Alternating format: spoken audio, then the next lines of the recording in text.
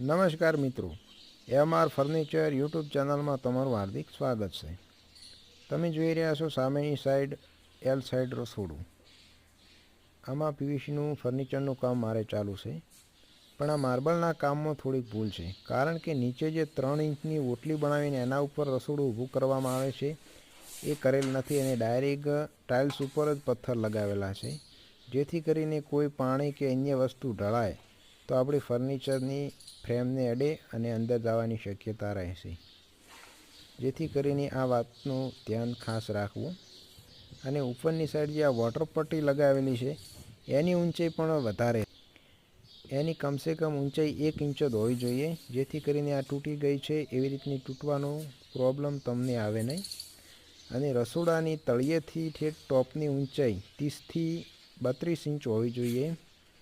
આવા જ સારા વિડીયો જોવા માટે મારી ચેનલને